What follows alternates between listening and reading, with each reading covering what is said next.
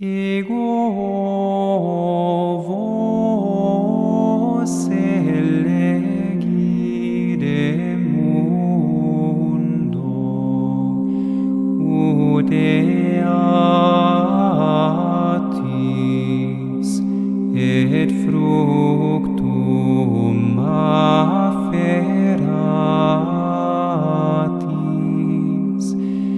et fructus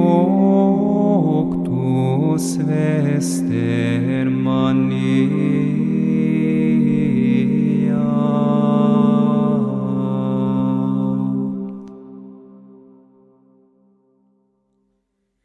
22 de maio de 2025, Atos dos Apóstolos, Martírio de São Tiago e Libertação de Pedro. Capítulo 12, versículos de 1 a 10.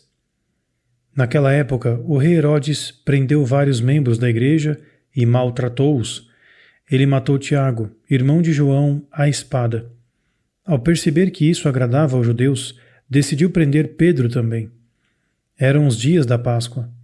Depois de o prender, o encerrou na prisão e o entregou a 4 esquadrões de 4 soldados para o guardarem e o apresentarem ao povo depois da Páscoa.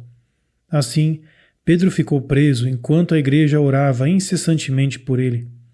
Quando Herodes estava prestes a levá-lo perante o povo, naquela mesma noite, Pedro dormia entre 2 soldados, preso com 2 correntes, enquanto os sentinelas guardavam a prisão do lado de fora da porta. De repente, um anjo do Senhor apareceu, e a cela foi iluminada por uma luz brilhante. Ele tocou Pedro na lateral, acordou e disse: "Levante-se depressa", e as correntes caíram-lhe das mãos. O anjo disse-lhe: "Vista-se e calce as sandálias", e assim fez. Ele saiu e seguiu, mas não sabia que o anjo estava a fazer era real. Pensou que era uma visão. Passaram pela primeira e pela segunda guarda e chegaram ao portão de ferro, que dava acesso à cidade, o qual se abriu por si mesmo. Saíram e caminharam por uma rua, quando de repente o anjo o deixou. Escutaremos uma meditação escrita pelo irmão Elias, narrada por Felipe e acompanhadas por cantos de harpa dei.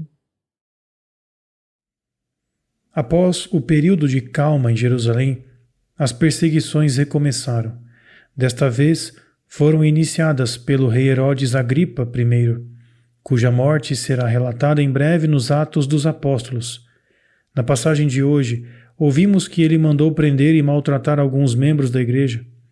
Entre eles estava o apóstolo Tiago, irmão de João, que ele mandou decapitar. O que poderia ter levado Herodes a cometer tais crimes contra crentes que não representavam qualquer ameaça? As Escrituras sugerem o motivo. Quando o rei percebeu que as suas atrocidades contra os cristãos agradavam aos judeus, mandou prender também Pedro. De fato, Herodes, que havia sido nomeado rei pelos imperadores romanos Calígula e Cláudio, estava a tentar conquistar os influentes círculos conservadores do judaísmo através da estrita observância da lei judaica. Esse deve ter sido o principal motivo para a perseguição da jovem comunidade cristã em Jerusalém. Pedro ficou sob custódia severa e depois foi apresentado ao povo. Certamente a intenção era matá-lo. Se assim fosse, a jovem igreja teria perdido 2 dos seus principais apóstolos. Porém, Deus não permitiu que tal acontecesse. A igreja orou incessantemente ao Senhor por ele e Deus respondeu enviando um anjo para o libertar milagrosamente da prisão.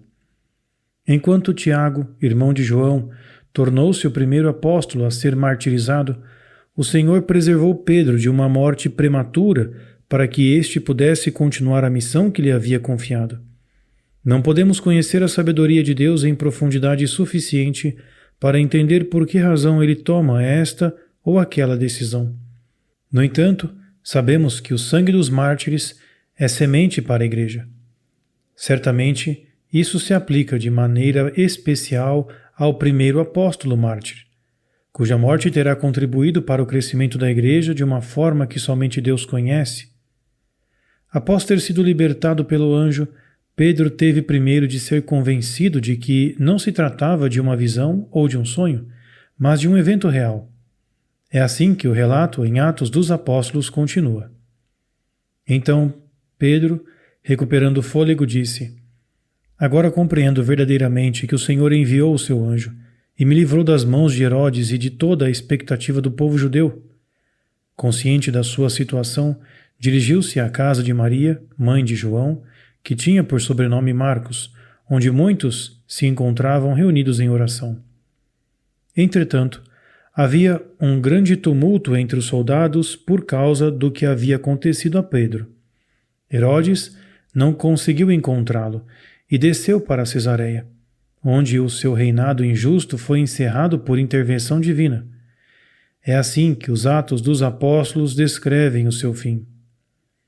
Herodes ficou furioso com os habitantes de Tiro e de Sidônia. De comum acordo foram ter com ele, e depois de conquistarem Blasto, mordomo do rei, pediram paz, pois as suas terras eram fornecidas pelas terras do rei. No dia marcado, Herodes sentou-se na tribuna, vestido com trajes reais, e começou a discursar com eles. O povo aclamou: É a voz de um Deus e não de um homem. Imediatamente, um anjo do Senhor feriu, porque não dera glória a Deus, e ele morreu, comido pelos vermes. Que diferença entre a morte de um homem piedoso, neste caso o apóstolo Tiago, que dá a vida em serviço altruísta ao Senhor do céu e da terra, e de um rei ímpio, que derrama sangue inocente apenas para manter o poder e até se permite ser adorado como se fosse um Deus. Enquanto a morte do primeiro foi permitida por Deus para que o seu sangue produzisse frutos para a missão da Igreja, a morte do segundo foi um alívio para os cristãos perseguidos. Esse rei já não podia impedir a propagação do Evangelho. Assim termina o capítulo dos Atos dos Apóstolos. A palavra de Deus crescia e multiplicava-se. O verso de comunhão que hoje ouviremos põe melodia a estas palavras do Senhor. Eu vos escolhi do mundo e vos constituí para que vades e produzais fruto, e o vosso fruto permaneça. Ego vos elegire mundo,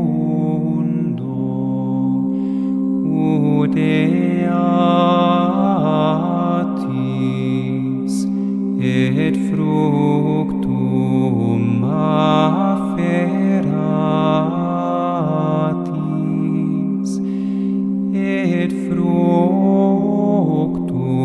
vester maneat.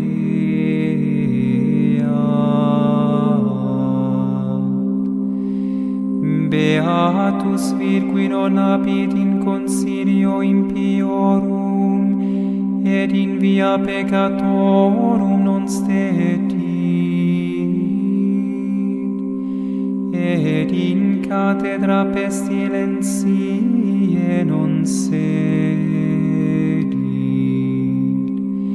Ego